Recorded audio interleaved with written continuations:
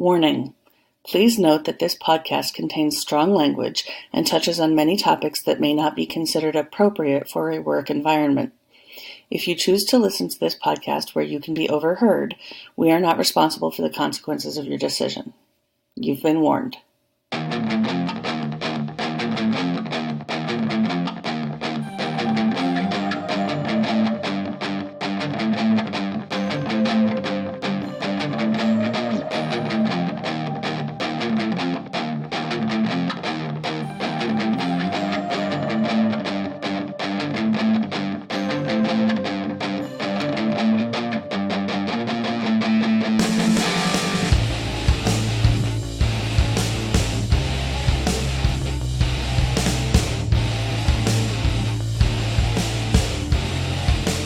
Now bring you to the podcast already in progress. He wrote most of season 2, and that explains why a lot of people had a problem with it, because it wasn't white people writing what they think black experiences are. It was a black man writing a black man's experience. All right. Which is, I got that it was a black experience. But link me to, before we get started, link me to any article so I can look out.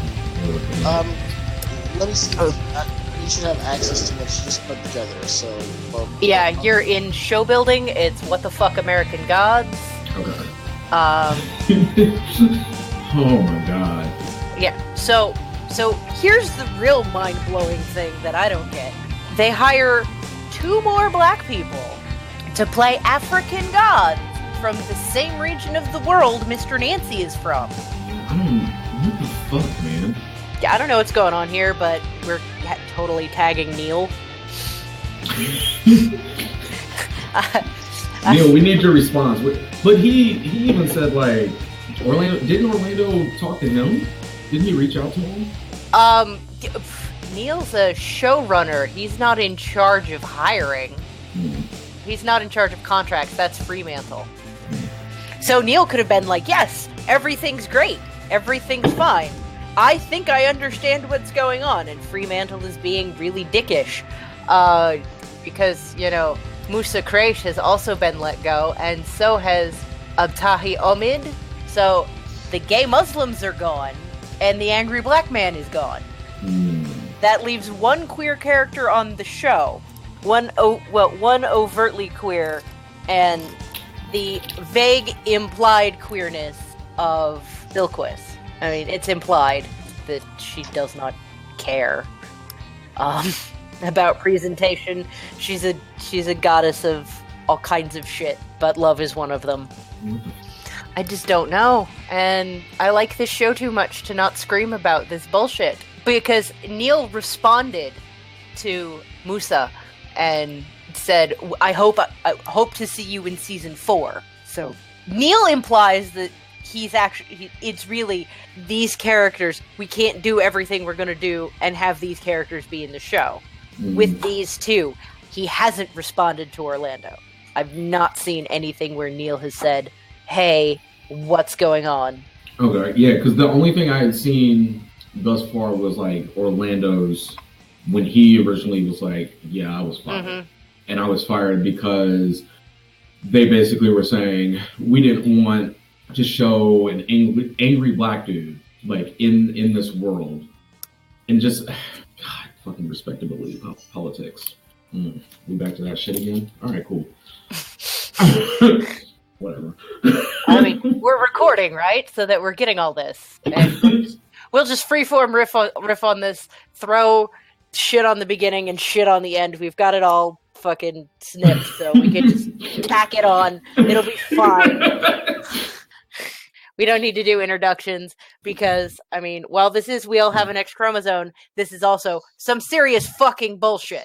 Well, oh my, see, this is the kind of shit that I'm always dealing with. It's no matter what a black person does, they can't do anything right. If they're too nice, then, you're being too white, you're being too this, you're being too that. If you're too angry, then all of a sudden we have to talk about respectability politics. I can't have actual anger because as a black dude, if I'm angry, then that's a fucking issue. Except I have every fucking right to be angry about a whole lot of shit.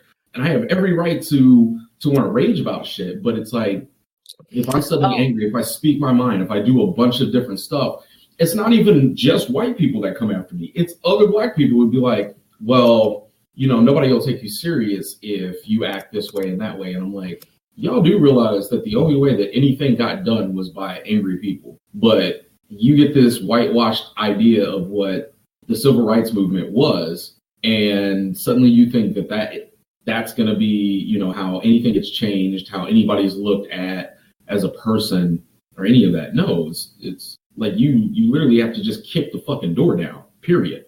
Like, that's just what it is. And if anybody has a problem with that, then they need to get out of the way. And like, just seeing that made me like annoyed. So just kind of like throwing it out there, I've only seen a little bit of American Gods. I haven't like watched it from start to finish or anything, like just with my schedule and everything. I've only been able to really like catch some of it. But I'm familiar with Neil's work. I'm familiar with, like, I love Sandman. Like, I love what he does just as a creator. So this was something that I'm interested in, and I want to sit down and like watch from start to finish. So when I knew that Orlando Jones was in it, like, I was excited. I was like, this is a dude I haven't seen in a long time. And a lot of the stuff that I saw was like comedy stuff. So being able to see him take on other roles and be able to see him like flex his actual acting chops made me want to see it more. And then this came out and I went, hold on, what happened? So it's like, I only saw the original when he was like, yeah, I was let go in, what was it, September, I think, is when they fired him. Yeah, but they haven't given him any paperwork. They've just said you're no longer needed in season 3, after he wrote most of season 2, including the finale and how it maps into season 3. That doesn't make any sense. Yeah. Their non-statement is such insanity. I'm still trying to piece this together. Like, what? Because the only thing I saw was them saying they didn't want that type of black person to be shown as like what black people are. What we've got is we stand by our original statement around the ever-evolving storylines and characters that weave in and out of American Gods, a Freemantle spokesperson told Deadline in the company's second response to Jones' pointed remarks about how he was treated by the producers and why. While we greatly appreciate Mr. Jones' contributions to seasons 1 and 2, he had a producing credit that he got authorized through the Writing Guild because he was doing so much work. We are disappointed that he feels the need to make inaccurate accusations regarding the non-renewal of his contract. Our efforts are focused on season 3 and working with our amazing cast, crew, and creators. Why didn't they tell him in his quote about it? If that is true, that he weren't fired, that they just didn't renew the contract option. If that is true, then why didn't you tell me that in April, May, June, July, or August, when we were reaching out to you to get an understanding for what was going to happen with season 3, and then summarily call me on September 10th to say that? 1. 2, why do I not have in my hand a release letter? Because when your option isn't renewed with the studio, that's what they send you to let you know so that you can go get other work. Where is that letter? That is in my contract. You have to give me. You can't just notify me by phone call. No contract works that way because other people want to make sure that they're not infringing on Star's rights by looking to employ me as a series regular if I'm contracted elsewhere and they're holding exclusivity. 3, why did you make a deal for 3 years if in fact it was a different creative direction? And you know that's what you were going to do, then shouldn't you have made a 2-year deal with me as opposed to a 3-year deal? Lastly, they were in contact with my manager all throughout those months, and the conversation was clear. It was about renegotiating my acting contract, bringing me on as a writer as I was in season 2, but that was retroactively, and bringing me on as a producer as opposed to a consulting producer as I was in season 2, fixing all those problems. The studio and the network all said those things, and they were all clear, and they all were clear that I would be writing Mr. Nancy and I would be producing on the show because that was part of the reason I did the insane amount of work that I did in season 2, because they paid a lot of other people to do the work that I was doing, but they were all sitting at home. It makes no fucking sense. Yeah, like completely. They sent him to a con on an American Gods panel. He mentions this in the article. Mm-hmm. It's a lot of opportunity to tell him and, do right and, follow contract and send him a letter that says, we're not picking up your option, but, we'll let you know if we need you. It's not like he's not been in acting and been in showbiz. Yeah, this isn't dude's first rodeo. Like, he literally knows exactly what the fuck y'all did. Yeah, he's, and the Deadline interviewer, his name, and we are going to share this article, is Dominic Patton. This came out fucking today, Tuesday, December 17th, 2019 at 1:06 p.m. This is an exclusive interview. And it's, does Freemantle have a race problem? Is the interviewer asked. And Jones says, yes, I do think the problem stems from there. I want to be very clear about this. I did not introduce race into the conversation with regard to Freemantle. When a showrunner is telling everyone he can find that angry gets shit done is the wrong message for Black America, you have just entered race into the conversation. That didn't come from me. And that was Brian Fuller and Michael Green. They wrote that line. They gave him that. Why did they approve it? It's just the... I mean, this shit, it loops back into, this is what respectability politics fucking looks like. If anybody ever wonders, like, why you're not even allowed to have emotions as a person of color, it's shit like this. So we can make as many jokes as we want about white Kyle punching walls, and that's hilarious, and we just brush that on the rug and be like, oh, that's whatever. But if a Black person is angry, then it's an issue. Suddenly there's a race problem. Suddenly you're making Black America look bad. But that's like that exact message is how for years they've tried to make it like, if you're emotional about something, then you're not logical about it. Then you're not approaching it in a manner in which you can actually fix it. But that's how white men control entire other groups of people. So you're like, in almost like microcosm, you're seeing it just with how this show is being, like, with the firing of him and everything else. You're literally seeing this play out, and it's like, I'm sitting here looking at this and I'm like, this is how this is always thrown towards me. If I get angry about something, even if I'm just on the internet and I get angry about something and somebody looks at my profile picture and all of a sudden they want to talk about, well, I'm not going to listen to you if you're angry about it. Well, why not? I have a right to be angry about the shit. But if you were sitting there calling me names and saying other shit, like, it'd be okay for you to do that, for you to be angry about that. We're literally seeing that same idea just play out right here. All right, so I'm going to go through and interrupt briefly. I'm going to take like that whole entire chunk of what was just given and attach that at like some point after this. Because all that's good shit. I don't want you guys to have to go through and repeat yourselves. However, I need to go through and get the startup for this so we can explain what's going on. Okay, yeah. At least we got all that recorded. At least we got all that recorded, so it's not like it was wasted. I mean, yeah, I would have screamed. But while we are ranting, I did find that Neil said that, Neil said, I cannot do very much about this. I am upset in a very Neil Gaiman way. Quote, Orlando is an astonishing actor and as a writer-producer was vital in helping get us through season 2 of American Gods. I'm so glad he got to be part of the American Gods family, and no, I don't have a say in contractual renewals, etc. You're fucking Neil Gaiman, Neil! You're married to Amanda fucking Palmer. Don't tell me you don't have power. Also, you're white. And British. Well, the yes. Well, yes. Did you learn nothing from Terry? Come on! So, welcome to the spoilers, people. Welcome to We're All Raging About American Gods. My name is Bill. I'm Noelle. And today we have our good friend Alpha Riff. What's up? Because we needed another voice about the various topics today. Not just another voice. We needed a black person. Yes. Because my angry white woman yelling isn't quite as effective on this, because I can't speak to the impact that Mr. Nancy had on the representation of black people in media quite the way somebody who's never been represented as as angry in a positive light could possibly speak to. But before we get to all that, now this is going to be probably the sloppiest edited podcast that y'all are going to listen to, because fuck it, it's Christmas. Deal with it. Yes, fuck it, it's Christmas.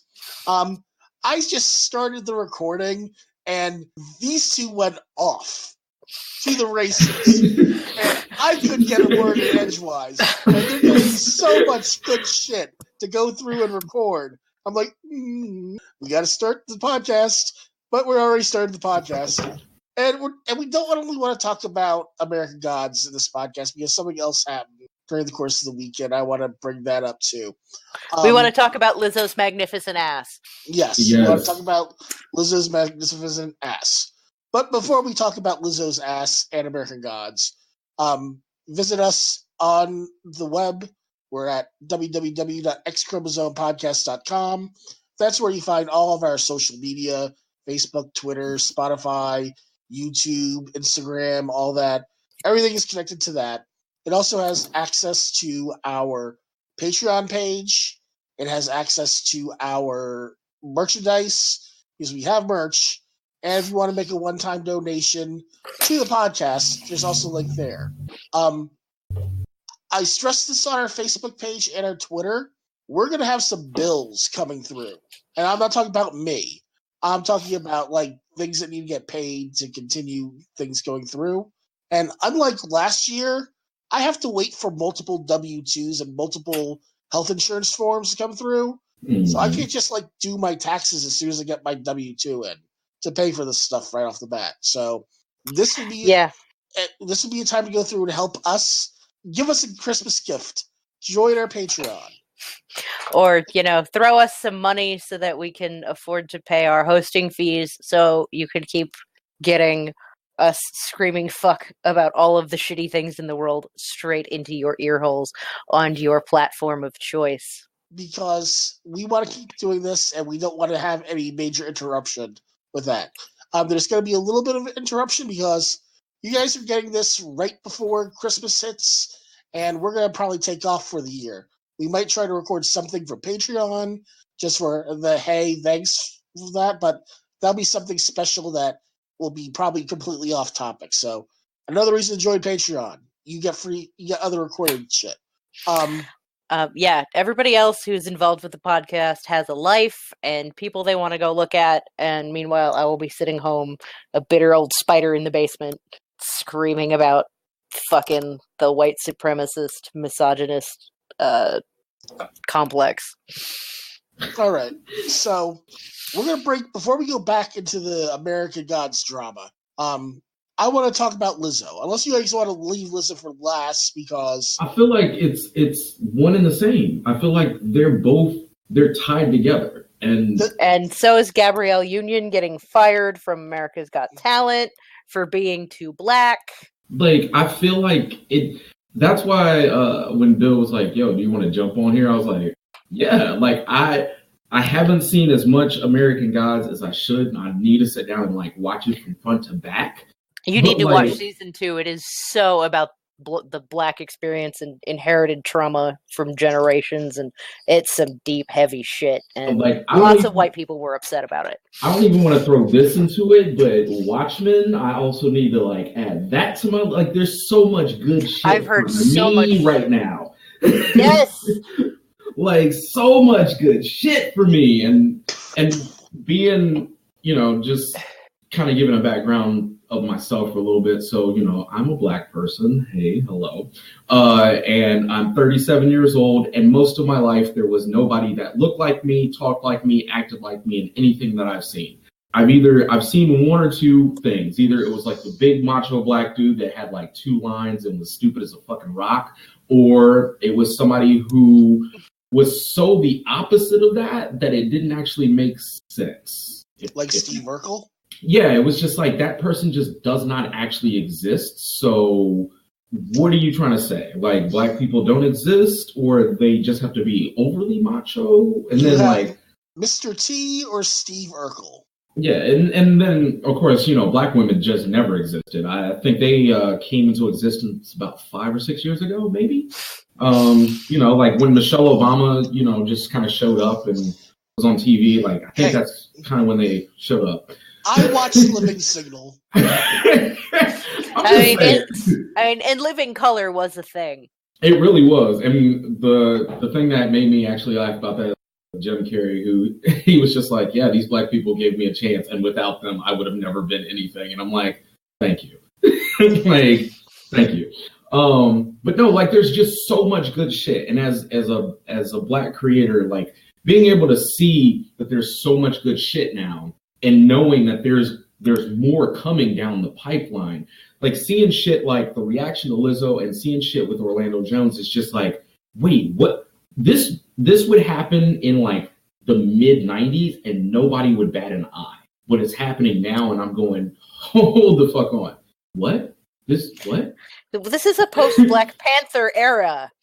This is like a post that phenomenon. And it's kind of like I almost understand why, because you have this post Black Panther era where people are like, well, you got what you wanted, so can you chill? And it's like, well, no, I can't, because one drop in like the bucket of all this other sea of just white only media, that's not going to satisfy me. Like, you had 2 characters that I could identify with, but I'm going to need a stable of these motherfuckers, because for my entire life, I only had one out there in almost all media. There was only ever one character that was supposed to represent me and never actually did. So there was a whole other character that didn't look like me, that I didn't really have an affinity for. But I was like, they kind of do some of the same stuff I do and like some of the same stuff I like, even if they just never look like me. But people are like, shouldn't you be satisfied? And it's like, no. So when you see stuff like this, when you see quotes like, let me scroll up real fast here. But it's like when you see stuff where it's like, anger shouldn't be what's shown for Black America. I'm like, no, it should. It's part of the Black American experience, is being angry about a lot of shit. And why shouldn't we see it be used in a good way? It was used before in very good ways.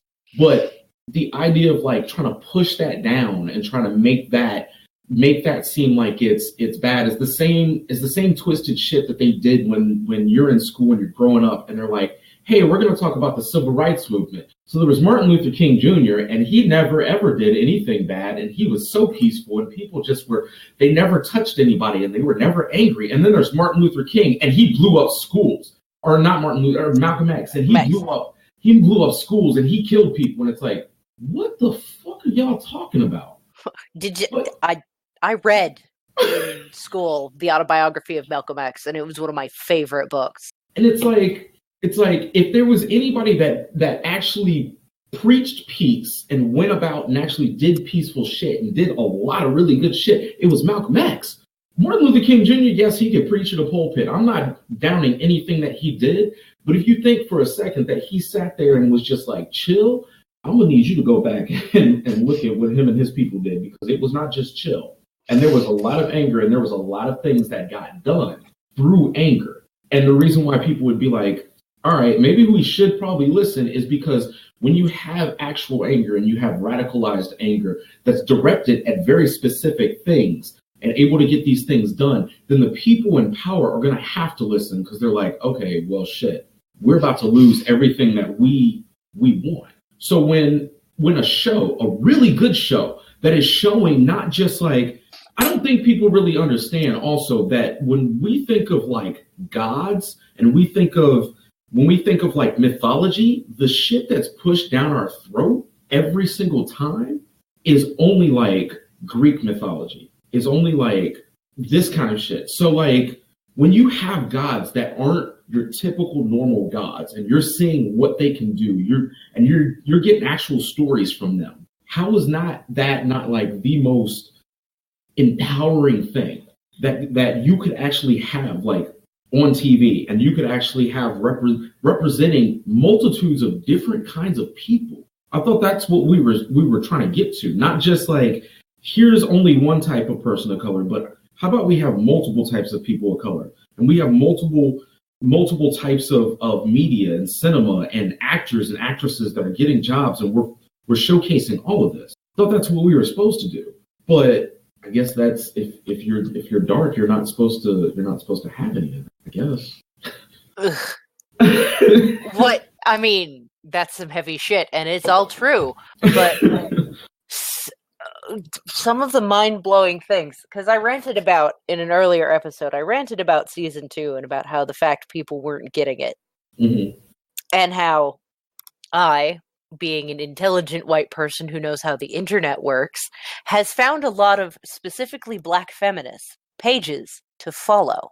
Because I am a white person, and I need to shut up and listen. Mm-hmm, so I would like to shout out Uppity Negress Podcast, and I would like to shout out She the Woke Ratchet. You all are amazing people, and you've made me a better human being for existing. Please go check out their shit and throw them money. They're doing God's work.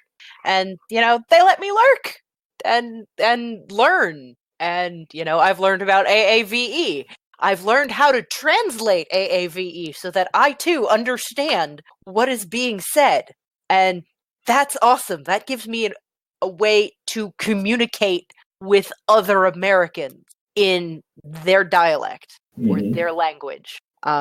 If you don't know what that stands for, that's African American Vernacular English. That's for the white people at home who don't quite know what's going on. But it's a lot of stuff that leaks into general slang. Starts with AAVE. So we keep stealing from Black people, and we need to stop. It's not even like our own fucking slang. It's not even like slightly leaks. It's like almost every single thing that somebody says right now started in the Black community. Like if you say 24/7, that was not a fucking white thing at all. Like Black people have since we let them speak in public, Black people have invented American slang. Black people have invented American entertainment and music. And Orlando Jones being Mr. Nancy was very much an embodiment of the entire Black experience. Because season 2 spoilers, there's an episode where he is the stage director and the costume designer. And he's basically running the fucking show for Mr. Wednesday's vaudeville theater. He's doing all the costuming and all the stage direction, and he's walking through the back and he's talking to Thor. Spoilers, Thor is in season 2 briefly, one episode. Don't get attached. If you've read the book, don't get attached. Also, there are Nazis in season 2, straight up actual Nazis. So spoilers. There are Nazis. For those listening, if you want to go back to the episode where we're talking about, that was episode 6, because around that time there was articles coming out that say things like American Gods has a lynching problem. No, America has a lynching problem. Right, like your show is about America. I don't know if y'all really don't know what the fuck happened, but yeah. Like the shit you read in history books still happens today. It still happens very regularly today. This isn't like history. This is current events. So I'm gonna need you to just go ahead and brush up on that shit. Some of the last children and grandchildren of Civil War veterans. These are children who are drawing pensions from the government. They're getting their fathers, or in some cases their mothers. We'll go into the weird queer history of the Civil War in another episode. But guess what? History's queerer than you think. There's been lots of trans people in the military since forever. Get over it! Mm-hmm. But they were dying in the early 2000s. That's how recent this is. 3 generations is 2004. It's not history. It's not old. These wounds are not addressed. They're still very fresh. Mm-hmm. And season 2 goes a lot into it.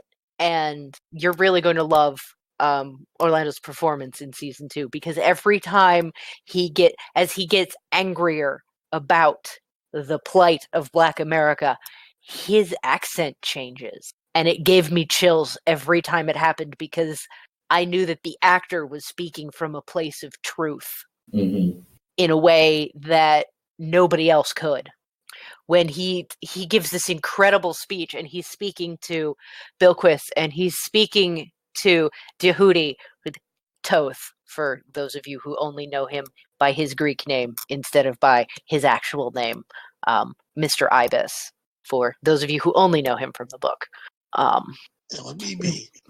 They're standing in a Christian chapel, of all places, in the funeral chapel in the funeral home, and they're having this discussion. I think it's in the chapel. They're having this discussion about the Black experience, and Bilquis is talking about, being withdrawn, and Ibis is talking about being withdrawn and hunkering down and sheltering, because that's a lot of how you get through life, is you hunker down, and it's more white people doing white people shit. We're going to duck again and let them do their white people shit.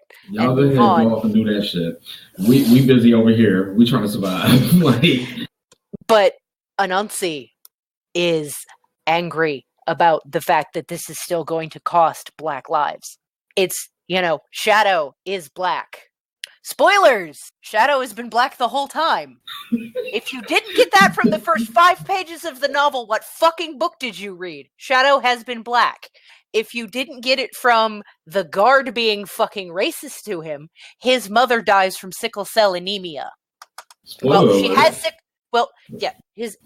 Shadow's mom dies. We know she dies. We see that happen. It happens in the book. This book is almost 20 years old. If I'm spoiling a 20-year-old book, that's on you.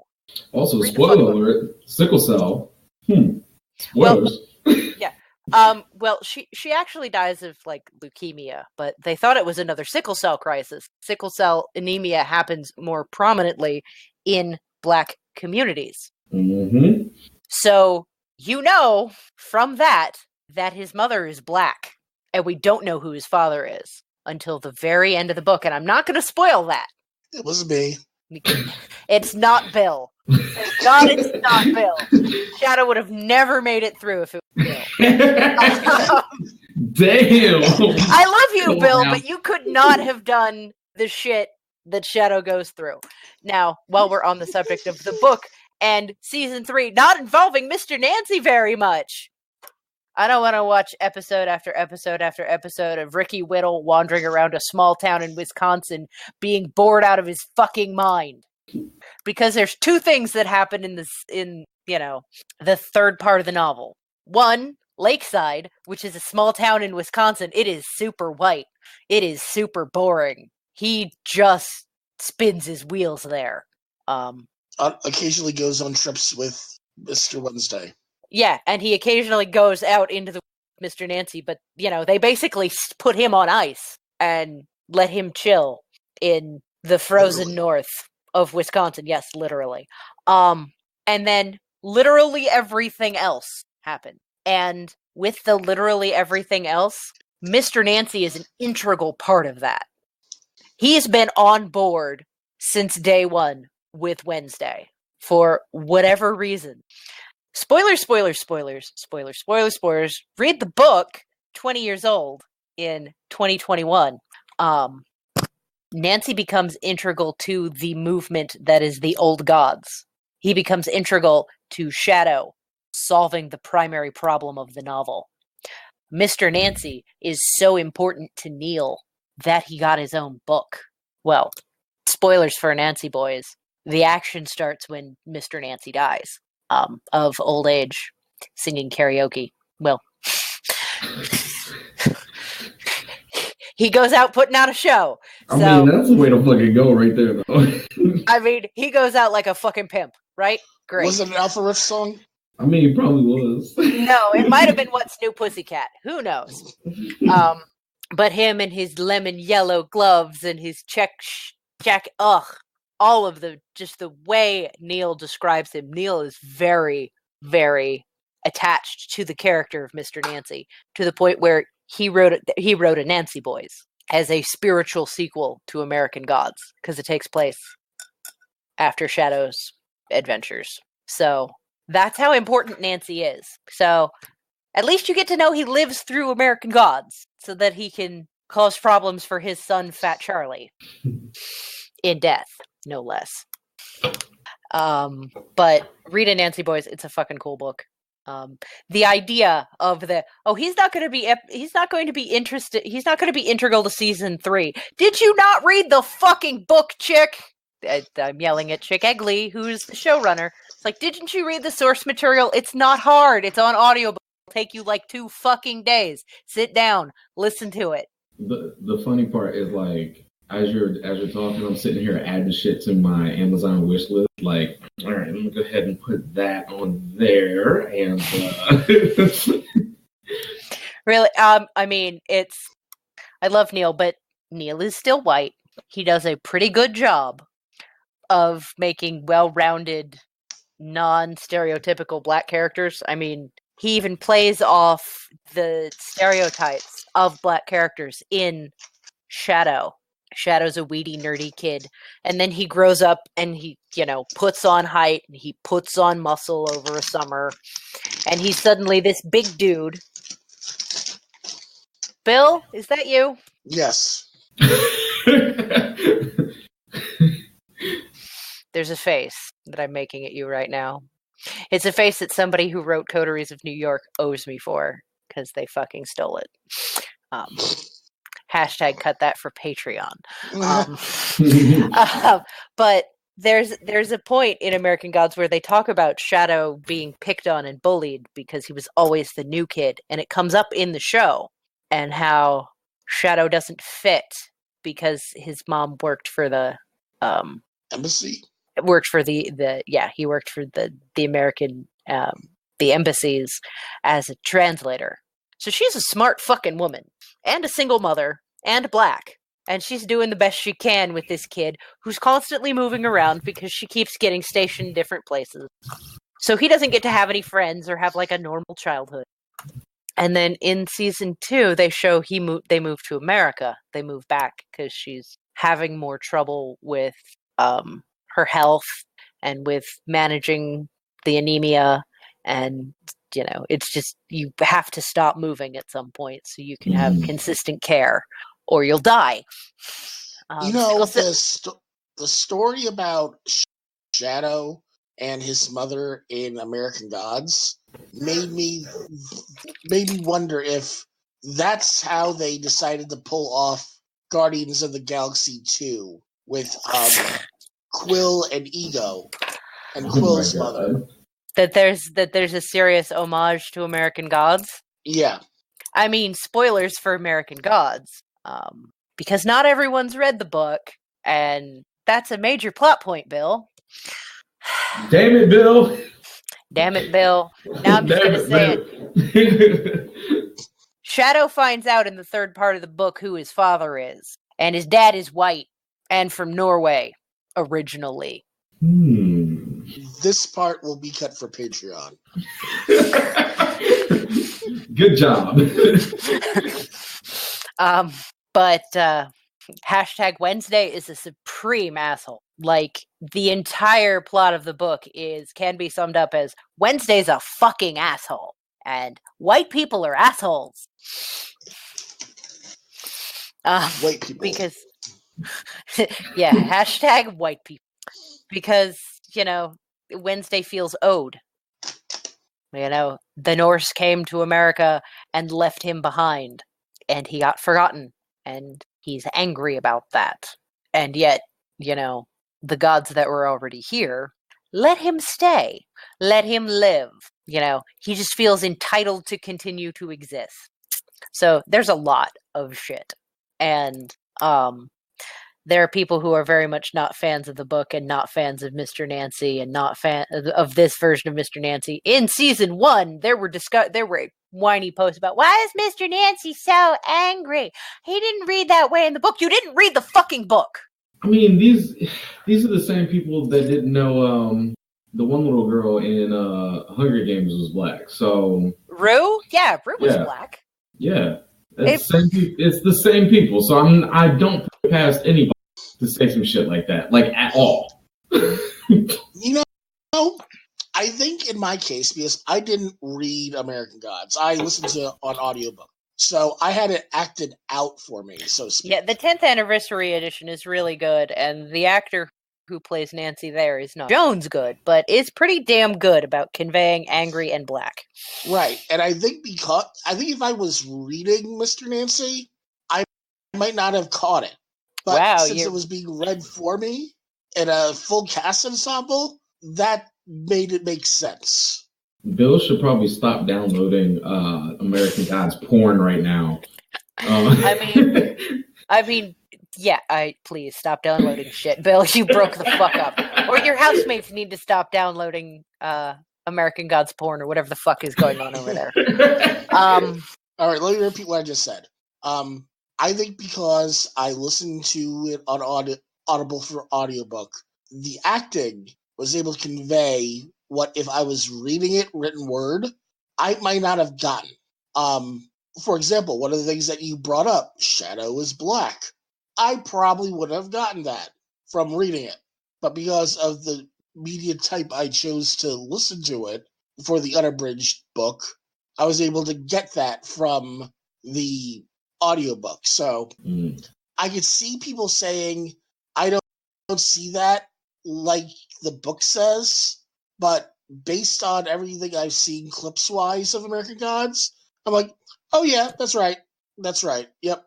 But, okay, so the way, because you've said that, this actually brings up a very, very kind of like tangential point, but it's an interesting point. These people are defaulting to white. They just automatically assume everybody is white. Whereas, like, if I go into a book, if I even, just reading a book, I don't default to that. I default to however I'm reading the character is just whatever ends up popping up in my head. They could be white, black, Asian, like Native American, like it doesn't matter. Like it just pops up in my head that person looks like that, and it doesn't. There's no default in my head, and I think that's kind of telling when people automatically always default to, oh, this person is going to be white. Even in the case of Rue and the case of Shadow, even when they're coded. Yeah, because if you read Hunger Games, literally, Rue comes from an entire community, nothing but black people. How did you ever in your life believe that she would not be black? See, what? that's the funny thing that's happening too, because one of my fandoms is the Wheel of Time, and the way that the Wheel of Time is written, you would think that the main characters would just be possibly coded white. But when they've cast, like, 3 of the main characters that they cast are black people. Mm-hmm. And I have no issue with the casting.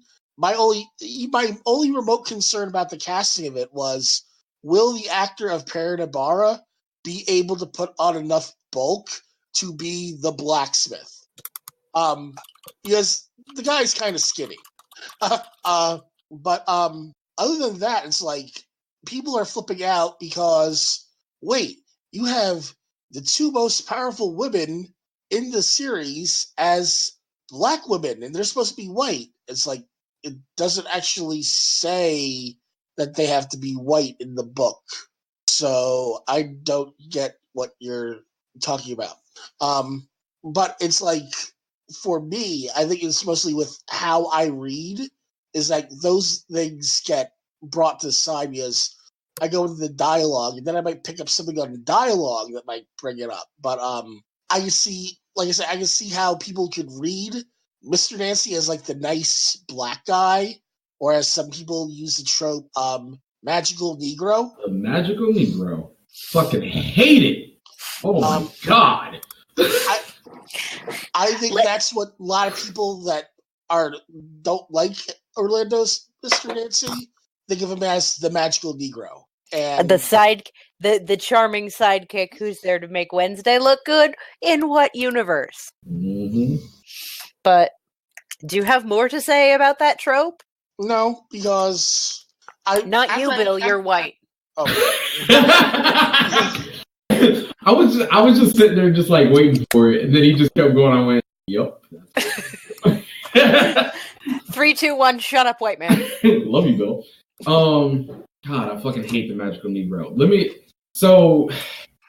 look it up so we got that link for the podcast. But The reason why I hate the Magical Negro so fucking much is because Magical Negroes almost never have like actual character development. They don't have real emotions. They don't have anything. It's just whenever like the quote unquote main character has fucked something up or needs a rescue or needs an explanation or needs something, here comes this prancing, dancing dude, usually an older guy, think Morgan Freeman, who just kind of swoops in and he tells you what you need to do. He might explain something. He might even give you some dust or something that you can use to now make your journey a little bit easier. But he doesn't actually have any characterization. You don't actually remember him beyond that point right there. That's it. That's the only purpose that he serves. And almost every Black character is reduced to that. It doesn't need to be specifically like the dude in the suit who's like dancing and singing. It can even be a reduction of, here's a witch doctor. You got to go to the witch doctor because only the witch doctor can solve this.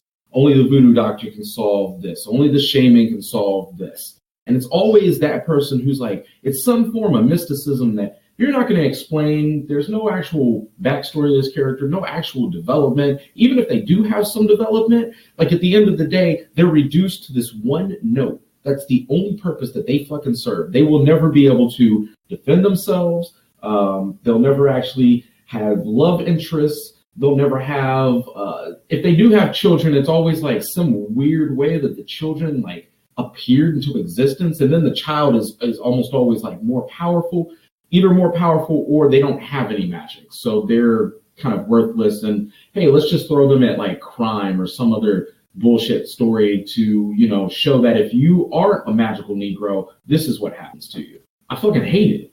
Like, kill off the trope. If I never have to see like another Black person who has any form of magic ever again, I would be very happy. Like, wait. No, let them have fucking magic because that lets us have Black Panther.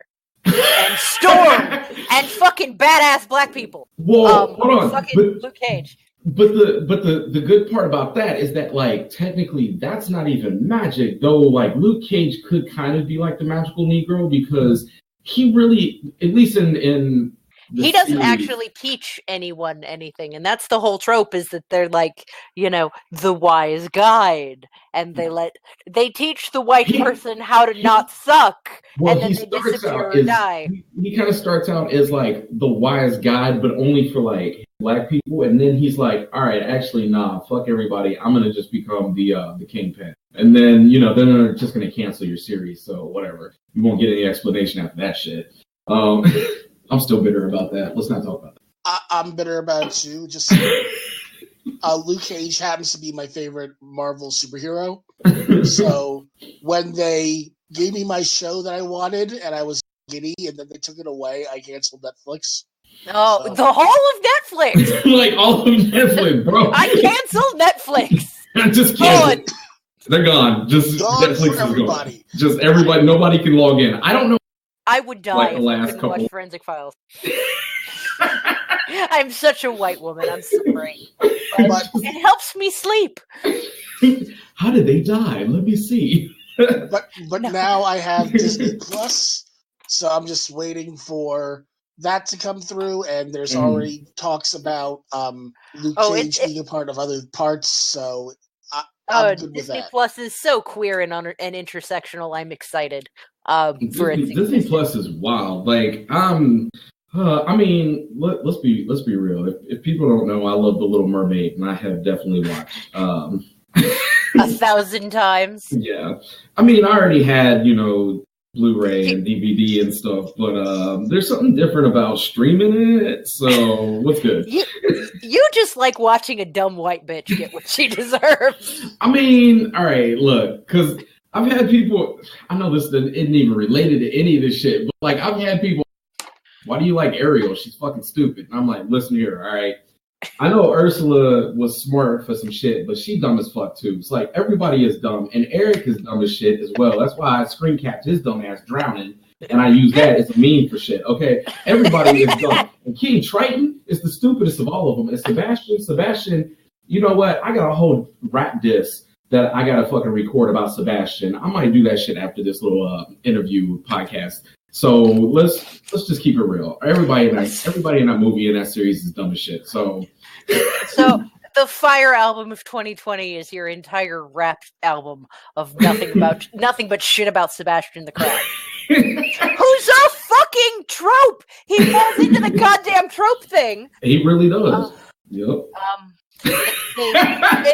On the subject of Disney Plus and things that aren't there, where's fucking Song of the South, you assholes?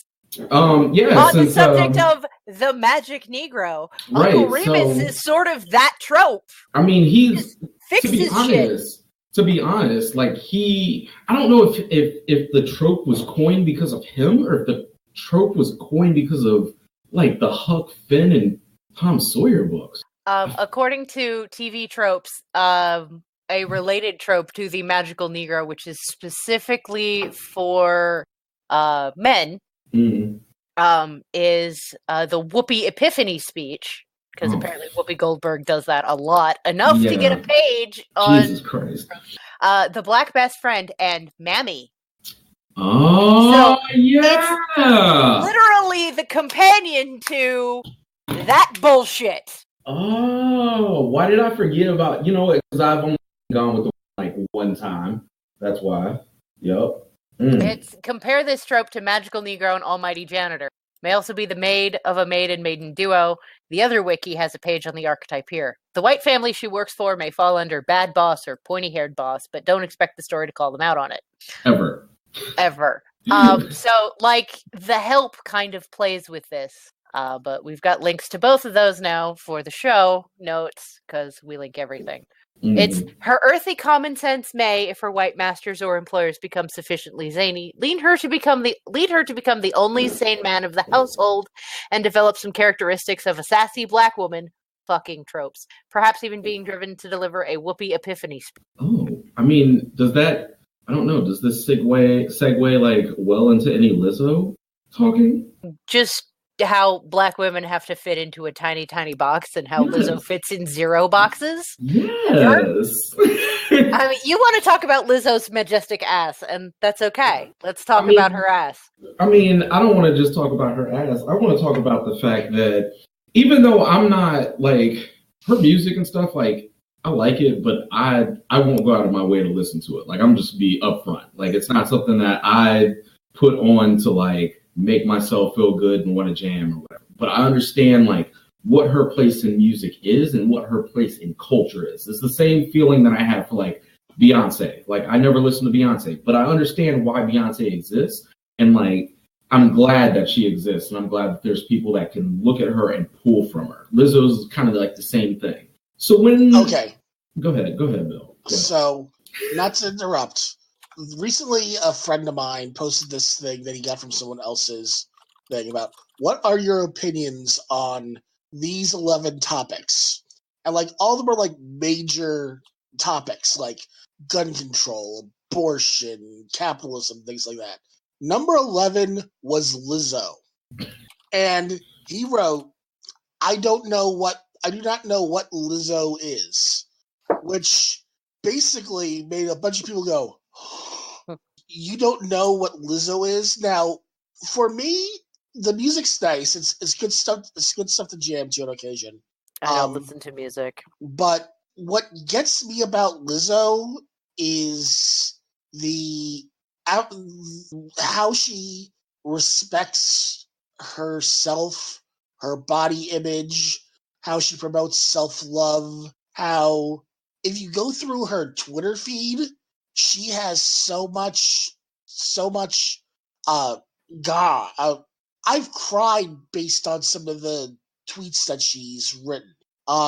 Bill, you cry at weird commercials. You cry at Oreo commercials, so I don't know what we're talking about here. But she's inspiring to a lot of people just because it's one of those things like this is a woman that one of the things that she pointed out is like everybody talks about, oh, your success is so quick. Your success is so quick. She's like, no, my success has been a slow burn. Mm-hmm. I've been busting my ass, touring, writing, recording, just trying to get a name for myself for years and years. and it's just now gotten to the point where people are starting to notice. And I'm going to do whatever I can to have the most impact on people's lives with this. So, a woman like Lizzo getting ridiculed because she was at a Lakers Timberwolves game, Lizzo being from Minnesota. The Laker girls were on the court. She was jamming in the crowd while the Laker girls were on the court, shaking her butt. She was wearing a thong, and people were comparing her to the WWE wrestler Rikishi, who is a Samoan and basically was known for shoving his giant ass into people's face, wearing like a sumo thong. There's so much to unpack there. Let's just burn the whole suitcase. But it's like I think that if that was Meghan Trainor, I don't think you would have gotten the same reaction. Meghan Trainor, literally the most boring person on planet Earth, and people were like, "Oh, she is so innovative." No, bye. Look, she is so establishment. She's a regular guest on the Today Show. Like, oh my god. How many times has Lizzo been on the Today Show? Let's ask Google.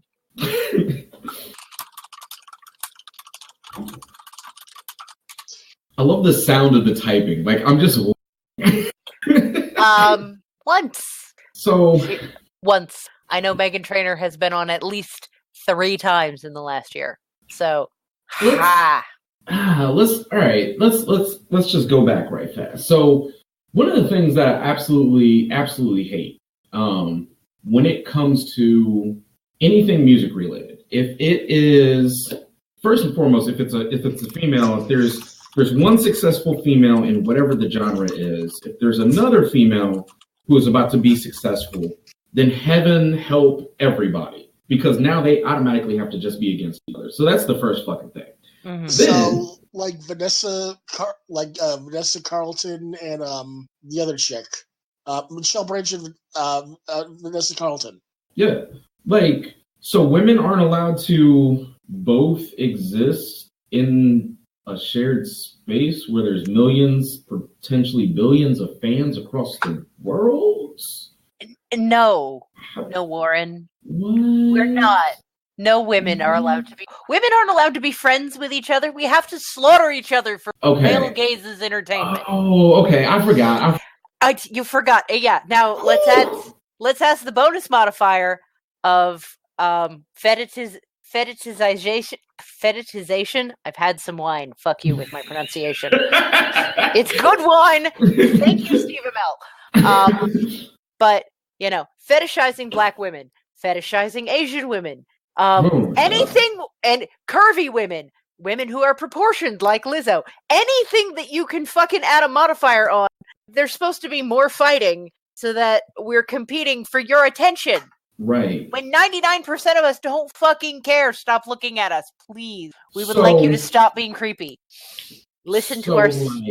was there any weird backlash when, like, Taylor Swift was wearing anything skimpy? Maybe. Let me look it up. I'm like, because... The difference is Taylor Swift does not have any rhythm. I mean... That's why she just, regularly hires black people when it suits her, and then throws them away when it doesn't. Ariana Grande and her fucking blackfishing. Oh my god. Well, I mean, the fact that originally she was buying porcelain powder and now she has to go and buy like ebony powder. I don't know what the fuck happened with her skin tone, but I can tell you, even as a black person, I've never changed skin tones like that while being out in the sun, but okay. Yeah. Here she is, Taylor Swift being accused of copying Beyonce. I'm not getting anything on her getting shit about her dress backlash.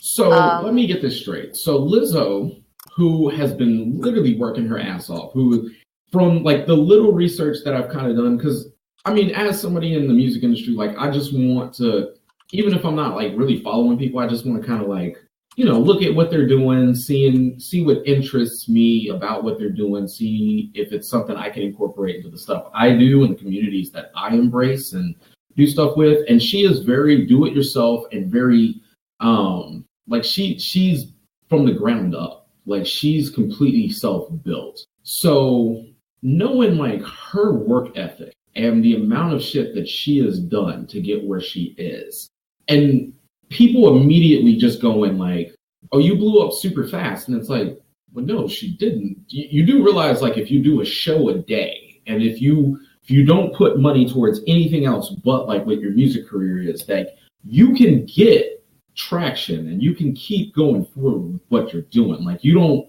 have to quote unquote be discovered. Like you'll already have a built-in fan base. Like that's what's going to help you get to where you're at. So the fact that people automatically just assume that, because I've seen people levy stuff against her like, well, you're just a bigger Black woman, and obviously that's what the PC crowd wants, so that's why you're where you're at right now. And it's like, well, no, she literally, this is who she is as a person, and she just really works fucking hard at what she does. But the people want to discredit Black women, I feel, even more in the music industry than they would white women. Or, I mean, I haven't seen too many Asian women like pushed forward, but I always feel like whenever I'm reading interviews from anywhere from like XXL or anything like that, like the questions and things that they kind of lob at these musicians over any of their male counterparts is more like, well, who did you know to get you where you're at? As opposed to what all have you done to get to where you're at? What all have you put out? What mixtapes have you put out? How hard have you pushed? How much have you pushed down your channels, your personal channels? What interviews have you done before? What shows have you done? What showcases have you done back to back to back? What tours have you arranged? They ask males these same questions. They always ask them, where have they gone? What cities have they been to? So on and so forth. Whereas with women, they're always asking like, well, who did you know that could get you where you're at right now? They never have that idea that you put in your 100. And I feel like with Lizzo, it's even worse because being a Black woman, like automatically, no, you didn't earn anything. You had to have like sucked somebody's dick. Like that's the only explanation. Like you had to have fucked somebody. That's literally the only explanation for how you got here right now. And then being that she's a bigger woman, it's, oh, so now you must have tapped into what the PC culture is. And it's like, how do you tap into a PC culture when it exists and people who look like you vibe on what you're doing and they purchase your stuff and they come to your shows and the numbers speak for themselves? How is that tapping into PC culture? Because if I put out something and some Black person looks at me and goes, I like what you're doing, I like rap, I love them together, that's not me tapping into some other culture and trying to figure out how to find that specific person. That's somebody who found me, and I already was doing what I do because that's what I am. So I don't really understand like how people can't look at Lizzo and just see that she just works her ass off. Number one, but then number two, why is it that as soon as she does anything besides sit silent in the back of a room, there's an issue with it? Because I'm pretty sure that I've seen plenty of skinny ass white women try to shake whatever the fuck that they got. And there's like GIFs and videos of the shit. And y'all put the shit on like the Jumbotron and y'all laugh and hoot and holler. And they had even less than what she fucking had on. Because I didn't see anything that I haven't seen from cheerleaders at these fucking games. So can somebody explain that shit to me? Because I'm not getting it. She's not conforming to Eurocentric standards of beauty whatsoever. I forgot.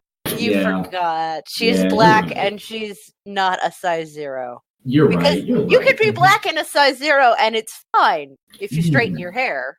Right. You have to straighten your hair first. My bad.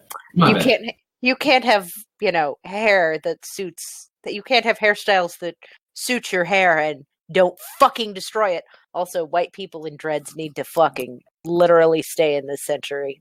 I mean, and this decade, they need to stay in this decade and not go forward, because unless you have the specific textured hair, you look like my late cat Whisper, who just hated to be brushed. You look sad and pathetic. I want every single one of those white people to do box braids just so I can see their hair fall out at the end. And like that's all I fucking need right there. Like I'm good with that. If you do that, cool. Go ahead, do what you do, because I'm just gonna sit here and laugh. Look, I can't get my hair to do basic shit. I would never try to encourage it to do something for textured hair. Nor would I. No, I look at women with textured hair and I am jealous of all of them because their hair actually does shit. I have the whitest of white hair. It is literally stick straight. And I'm like, how can you? I look very unprofessional. How can you dock these women who have beautifully coiffed hair that is hundreds of dollars and call that not professional? We could get into that hair topic, because the fact that people had to pass laws to make it illegal to discriminate against hair. What the fuck? You know what? That's actually another thing about hair. It's been a push in Hollywood, because in Hollywood they have an issue of not having hairdressers that can handle and manage African American hair. Yeah, I mean, how can you hire black people and then not have people who can dress their hair? I mean, racism. There you go. I mean, not allowed to say that, because the worst thing you can do is to call somebody racist. Not just be racist, but actually just be called racist. Woo! Oh my goodness. Let's get started there. That's why we don't have sponsors, because we're super selective on sponsors, but we're never going to go corporate, because we would like to be able to say, Hollywood has a racism problem still in this post-Black Panther era. But I thought that Black Panther, I thought that fixed everything. Oh, wait. Okay. For 5 minutes. And then white people wanted to dress as Black Panther for Halloween, and I wanted to stab them. I mean, as long as people don't paint their skin, you can put the suit on all you fucking want. No, there's plenty of white superheroes. Leave this one alone. Same with the Dora Milaje. Same with everybody in that fucking movie. Leave that alone. I think Angela Bassett is a goddamn queen, and I would love to wear any outfit she had on in that film. I won't. There's black women who need to wear that outfit a lot more than I do. I do. There is one cosplayer. It's this white guy who dresses up as Luke Cage. Always pays respect, pays homage. I give him a pass because he's actually pretty fucking amazing. I'll have to find him at some point in time, because I saw his stuff and I was like, you know what? You get it. Okay, if he gets it, he gets a pass. But as somebody who does costuming, I'm over here looking for old white lady. I'm over here looking for the 40-some-year-old, 50-some-year-old Flemeth. Oh yeah, the Flemeth, the General Organa. You will never catch me in a fucking metal bikini. No. That ship has sailed decades ago. Give me the coveralls and the vest and the hair up in a bun and the I have no makeup on makeup look and the I gotta save this goddamn galaxy again. Why won't it stay fixed? I fixed this when I had perky tits. Now they're saggy. I've had children. I still have to save the galaxy. What the fuck? There is Jimmy Kimmel does the mean tweets type thing that celebrities read their tweets.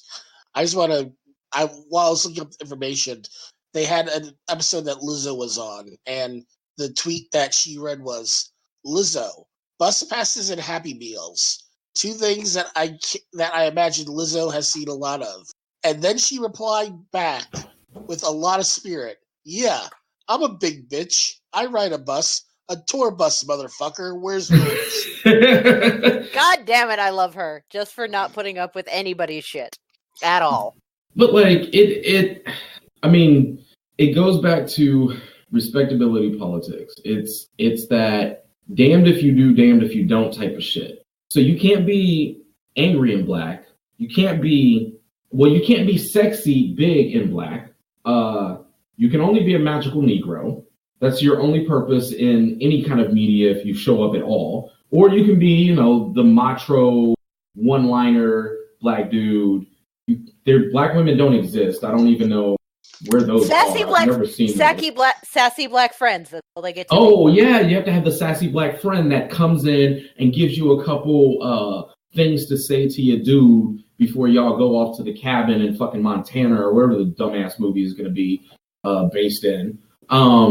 You can't own your own sexuality, especially if you're a big woman. You absolutely cannot own your own sexuality, period, at all. Like if you feel yourself and you love sex and you want to have a lot of sex and you want to flaunt it and everything, well, there's something wrong with you. Why are you like that? Especially if you're a black woman, because obviously, if you're a big black woman, you're actually ugly. You don't know it, but you're actually ugly. You're disgusting. Why are you like that? In fact, think of the kids. The same kids that you would elbow at the fucking baseball game or football game or basketball game, and you would point at somebody who was wearing less than what Lizzo was wearing. But she's got a lighter complexion and she's thinner, so that's okay. Right. My bad. Forgot. Oh, can we burn the earth yet? Or I mean, we live here, so I can burn. It's cool. Or we can just jump in the ocean. Those of us, get our fucking heads on straight. I mean, the kids are okay. Mostly. If we burn the world, then where do the kids live? They can jump in the ocean too. They can go with the fucking Aquaman movie that was just absolute trash. They can just sink with it. I don't care. I mean, but it was glorious trash. Oh. Then he went on to, actively protect Hawaii like he is fucking Aquaman. So, so Jason Momoa gets props, taking his superhero role seriously off screen. But this was some bullshit. Yeah. And I was just infuriated on so many levels. I've been angry since season 2 dropped of American Gods. And then the more I allow myself to step outside of my comfortable upper middle class suburban white girl background bubble, the angrier I get, because the more injustice I see. Like a football player getting hassled off by the cops outside the stadium. I don't know if it was Rams or it was sports player, black, hassled by cops. What? No. He wasn't wearing his jersey. They didn't know who he was. Oh, my bad. But I thought black people could only play sport. I thought that was the only thing we were good at. So how didn't you recognize the only thing that black people were supposed to be good at? It's Josh Gordon. Oh, he's black. That explains everything. Yeah. And I think he's suspended again now. Yeah, he's suspended indefinitely for weed. And yet, Greg Hardy now has a UFC career? I mean, Greg Hardy is also black, but he's less black. Like, if you look at the two pictures, depending on lighting. Is he light skinned? He's a lot more light skinned. Yes, Josh Gordon is kind of dark. Yes, Josh Gordon is he black. He's definitely black. Yes. He's not squint in the wrong lighting, and he's a white guy with a real deep tan.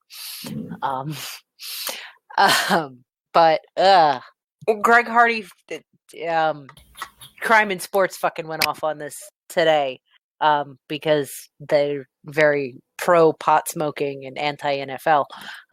How Greg Hardy bounced his pregnant girlfriend's face off a toilet, and he gets to play. Josh Gordon gets suspended for weed. The NFL is the only league. Did they call the weed performance-enhancing drugs? Because I'm going to tell you right now, that shit, the only performance that has ever enhanced is me playing Final Fantasy 14. So, and that's only because I zoned out so hard, pressed the same fucking buttons over and over again, and Well, part of it is that's the podcast is Crime and Sports. It's some good shit. They rant an awful lot about the racism in the NFL. Because the NFL is fucking racist. And today they called it out. They called it out and said the NFL is an authoritarian league. And it's the NCAA has been in lockstep with them since, black people were allowed to play football. I'm not saying, just saying. You're allowed to be good at sports, but you're not allowed to make money. Yeah. Now, the funny thing is, Major League Baseball, they're going through and looking to refine their drug guidelines, basically to hit harder on opioids, but less on pot. And I'm thinking the only people that are known for getting in trouble in the Major League Baseball about pot are white dudes. Good. White dudes deserve to be in trouble for literally everything. It's their fault. No. What they're basically saying is like, we're not going to worry about pot because, the white dudes are getting in trouble. Yeah. It's like five people in Major League Baseball smoke pot is what they're saying. Because we all know Major League Baseball is mostly brown people. Mm-hmm. Oh. So the NBA doesn't test for pot because, I mean, everybody would be fucking suspended, so whatever. Yeah, the statement in the podcast was the NBA runs on pot because it's young black dudes. Literally, if I would, I would games if you could go to a vendor and just get like a fucking blunt, like just get some pre-rolled shit and just take it back to the stands and just smoke. Like, why aren't we doing that anyway? Because it's not federally legal yet, Warren. Yes, it's still secondhand smoke. Well, also, we got to keep punishing black people and letting white people profit. Oh, yeah. Oh, called out the industrial complex on that one. This is why we will never have sponsors or get picked up by a network. It's because we're gross like this. The establishment hates us. Can you not say fuck and not call out the military-industrial complex so hard? No. Nope. I'm gonna say Watch fuck. me all day. It's kind of funny thinking about this podcast and the creation of it, because Noelle's like, we're going to do this right, we're going to do this professionally, but I'm going to say fuck. And a lot. Almost like a year into this now, it's like, something? Fuck the man. We're doing this solo. It's like, all right, cool. She was like, we're going to submit to networks, we're going to do this, we're going to do this. And as things grow and the rage gets angrier and angrier and angrier, it's like, no, fuck sponsors. You just gotta be fucking angry about it. Well, there's so much to be angry about. And as this episode has proven, we have a long fucking way to go. Here we are at the end of 2019, and a black man has been fired for writing the black experience and forcing people to look it in the face and be uncomfortable. A woman that is a judge on a talent show fired for basically being a black woman. And wearing her hair in a style that suits her hair. I don't even... There's, at some point in time, I just, get exhausted, and I'm just like, you know what? You're breaking up. Video game. Who's breaking up? You broke up there a hot second. Nah, I don't know what you're talking about. This is not... you got angry and it cut out. It's like, I can't handle this much black rage. Please. Oh my God, down. Spectrum racist as shit right now.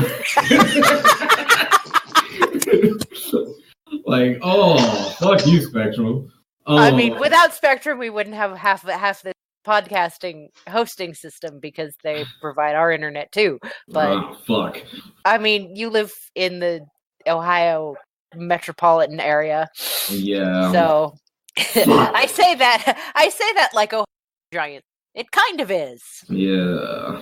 Fuck this area. Also, you need to stop doing shows when I'm feeling like a hermit or when I'm during fair season. That's never gonna stop. I'm just to give y'all a little tidbit. So I'm trying to go on tour next year, in July, and I'm trying to tour from here to Denver and then back again.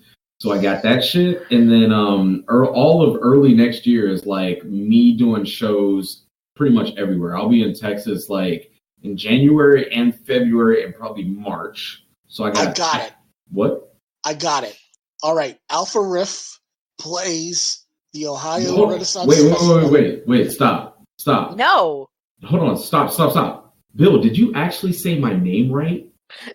He's been saying it right the whole episode. I'm proud of him.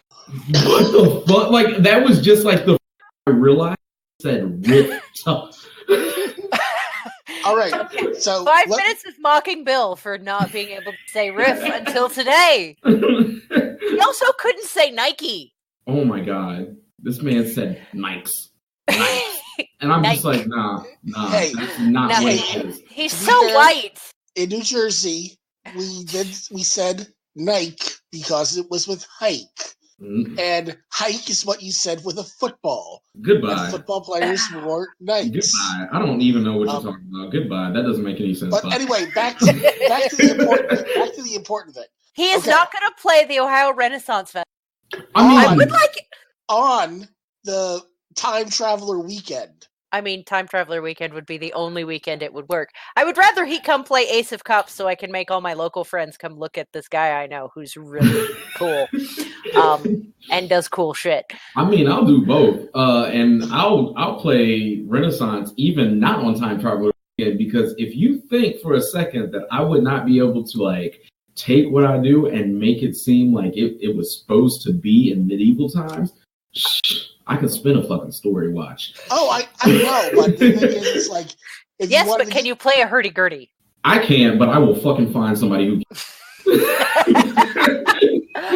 Okay, so the entertainment director is on the website. That's on you to get to that. Ace of Cups is a great goddamn venue in Columbus. Okay.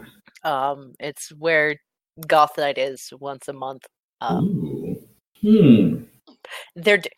You might appreciate they are doing a Depeche Mode and Cure set. The show is called Iconoclash, and it's Depeche Mode, The Cure, and artists inspired by both those artists. Okay. So it's literally 5 hours of dancing yourself to death if you are a goth. So I am going to. This is like I didn't even know this place existed. Now added to my massive list of venues and people and all that. But I have a dude that I work with who goes by the moniker of Witch Boy, and he has the Witch Coven that he does stuff with. And I'm going to see if he wants to come out here and do something on this. So that might be the place that we look at. Chin stroking. And it's a good venue. Holds 300. So it's intimate. Yeah.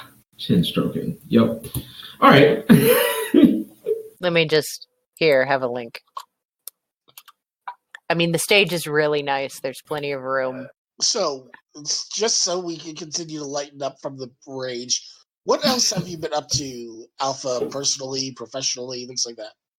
Okay, so personally, I have kind of stopped the almost 4 to 5 year streak of not dating anybody, and I'm kind of seeing somebody now. So that's new and different. I don't want to toss nothing out there in the air just yet, but it's adorable. That's kind of happening, and I'm happy. Like it's been people who know me and know me personally know that I've been through the fucking ringer when it comes to people. I've had the most mentally and emotionally abusive people that you could probably date that weren't like guys in my life. I had one chick who was so fucking pissed off that I would ask her about her day.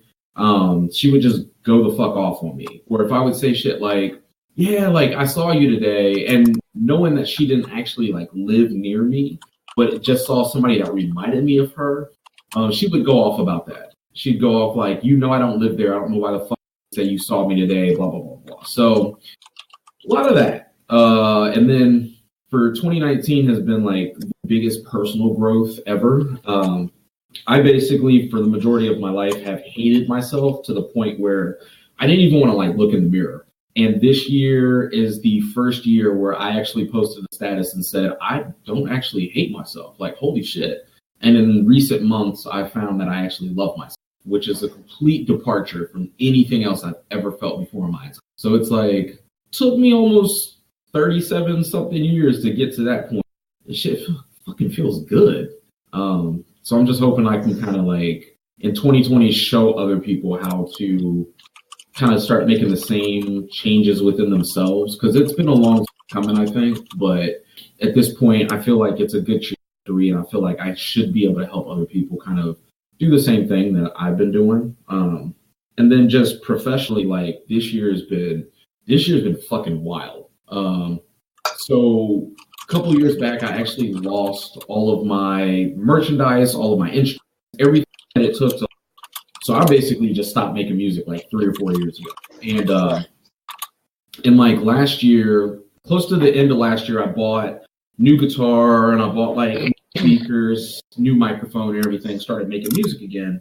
This year, I was the first year where I was back to playing shows, and I've played more shows this year than I played in almost the combined like 6 years before this year.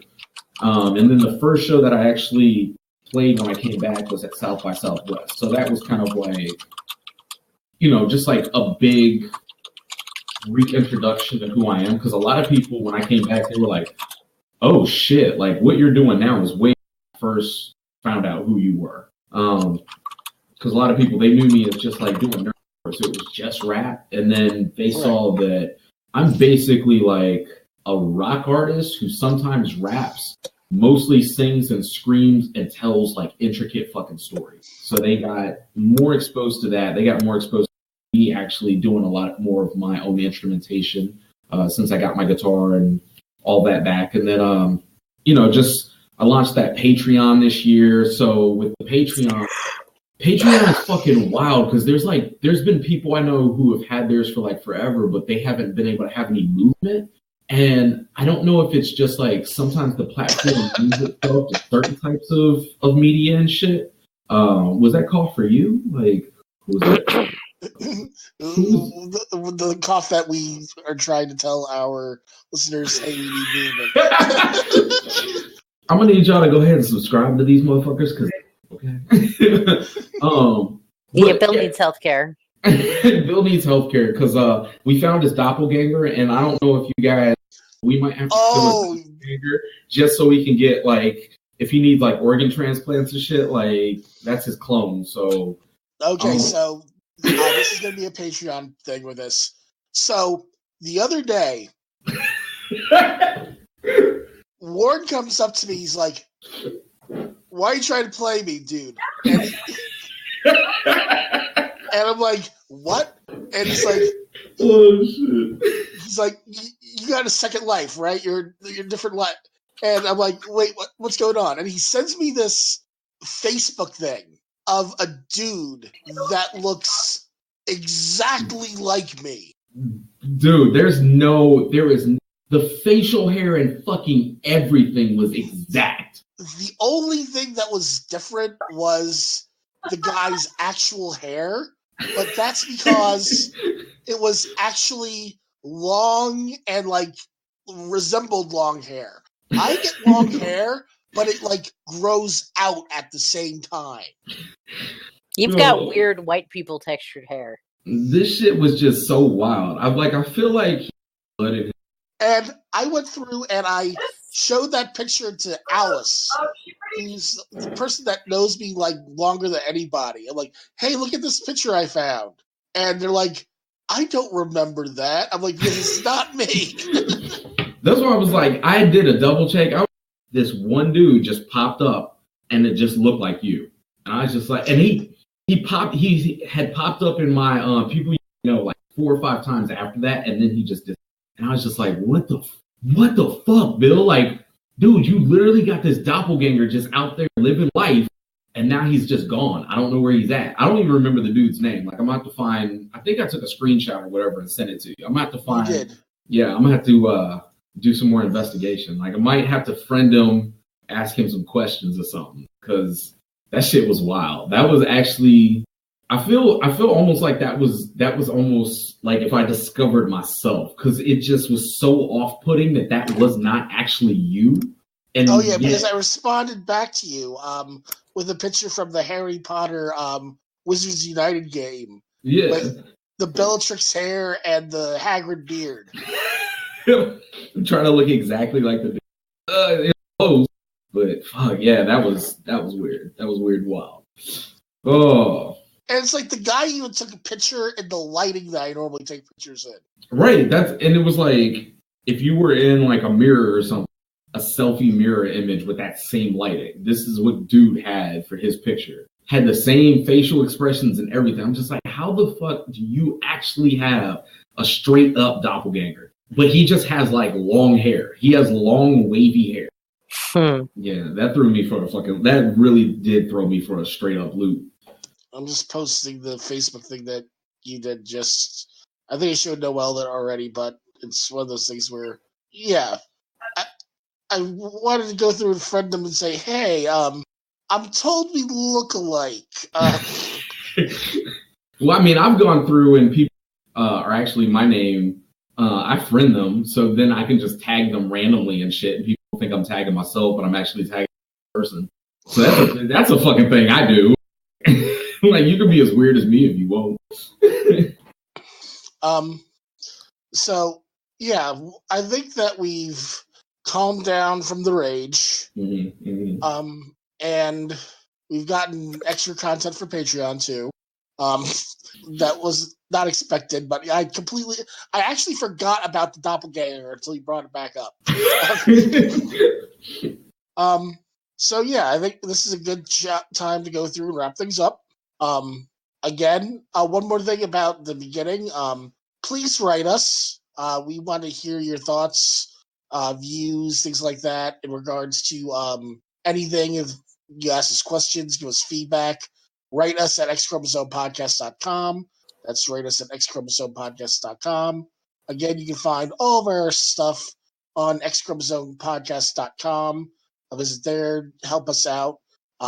We might have to put a GoFundMe together later on, depending on how finances go, just so we get a couple of the bills paid, because it's time for the bills to get paid. You want to enumerate those bills so people know what they're paying for? All right, so let me go through and explain this really quick.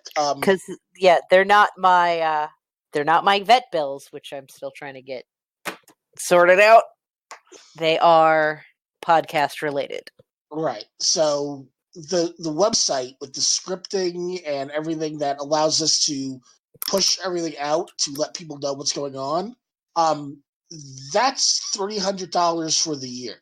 Now, like I said, it's the year. It's not like it's a monthly fee, but that keeps our hosting together. That keeps our business scripting together. That keeps our everything together, so to speak.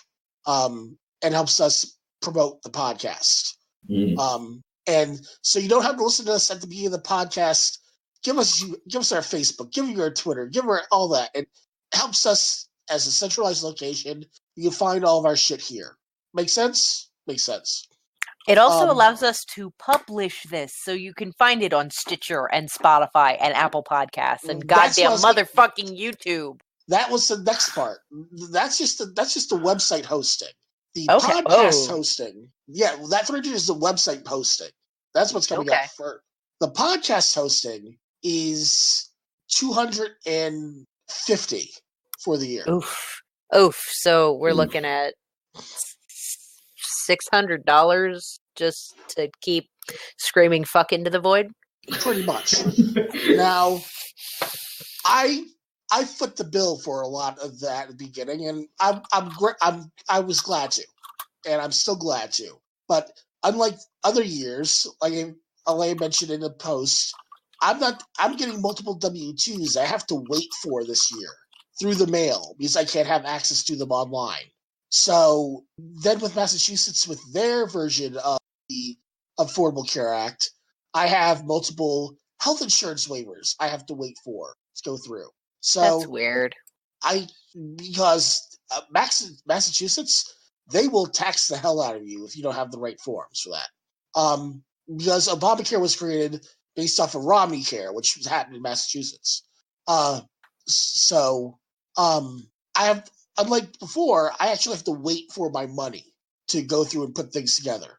So the podcast hosting, one of the major things with the podcast hosting is that it's got great customer service. That's important to me. Another thing, though, is that it gives us the direct connection to Spotify.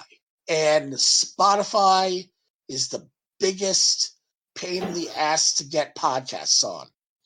It's not like anything else that you just sign up and send it out. You have to jump through a ton of hoops. This kills all the hoops and gets us everything that we need to run this podcast smoothly. So all this stuff is a beginning of the year lump sum type thing. So help us. We prefer, look, if everybody on our Facebook page that actually went through and like commented or likes or follows and things like that, put $1 in, we'd be good. Like, and we'd be able to actually make this more professional sounding, like Alf Riff does with his music. I might be able to actually hire people to actually do things that need to be done to make it sound really well too. But it's one of those things where to do this, we need money, and we want to be listener supported to not have to deal with sponsors complaining about us wanting to smash the patriarchy and things like that, and call Hollywood out on their shit, and the NCAA out on their shit, and everybody out on their shit. Yeah. I know we sound a little PBS right now, but if you like what we're doing here, we need a little help keeping it going in 2020, or at least until Bill gets paid from Uncle Sam. I know I'm not going to get enough tax for fun to fucking fund anything, but maybe buy tires for my car. I need those too. I need 3 tires. Yeah. So, throw money at Alpha Riff because he's always an amazing guest and he deserves your support so he can keep making music, and he needs a fucking car that works so he can go to fucking gigs and make more money. Love on his shit. It's amazing. If you appreciate what we're trying to do here at We All Have an X-Chromosome, help us go into this next decade bigger, louder, stronger, and with less need to try to grovel algorithms into shooting us up the charts so that we can get Chewy or who the fuck ever to pay us to read boring commercials. Because I'm pretty sure y'all like having commercial-free podcasts. Because I don't know where we'd cut to put them in. In between every month. And there are people who said that they enjoy the way I use the word fuck. It's very eloquent. Networks and shit like that are going to make us are going to try to make us cut that and push products that we don't believe in, and we'd rather be true to our roots and be able to be journalistically have journalistic integrity in what we're talking about. And also, I would like to say fuck more than once an episode. So, I mean, if you like what we're doing, this is your chance to really help us do it better. And help us help our volunteers too. Yes, because we got people who ain't getting paid and they're doing a ton of work, and I feel like an asshole. Because they ain't getting paid. Now, for example, Huey does a lot of our editing now. I gave Huey a piece of equipment that is fancy art equipment that's for like electronic tablet. Because you're dealing with this, you'll use this. This is just collecting dust. Have it. But it's like we want to be able to give other Patreons a little bit, trickle it down a bit. Like give Alpha Riff money every month for his Patreon. He gives us music for free. If you like our music, give him money. It's things like that. We want to be able to upgrade our server on Discord to make the recording better and things of that nature. There's things that we want to do to make this better, and we need your support to do it. So let's end the PBS stuff, and I'm about to have the plague again, so I'm going to want to cut this cut out. So that being said, we're going to close the podcast down. Everybody have safe and happy holiday. You're not going to hear from us until 2020 unless we drop something surprise. But or we get some serious updates on the issues in this episode, at which point I may either be shrieking in joy along with Warren, or we'll be screaming again about Freemantle and it's fucking bullshit. One of the two. all right, Yeah, so there's only two ways this will go. that being said, my name is Bill. I'm Noelle, and thank you again to Alpha Riff for being our special guest this evening. Thank you for having me. And we all have an X-Chromosome. So, good night, goodbye, thanks for the fish, and where the fuck is the channel so you can check out Craig? Craig, get out! Craig!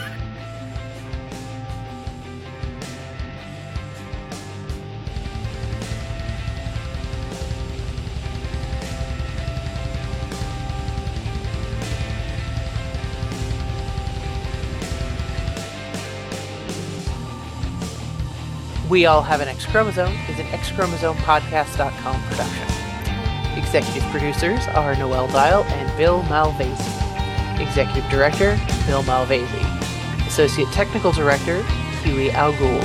Associate News Director, Brian Grimes. Music by Alpha Riff. Hosted by Noelle Dial and Bill Malvasi.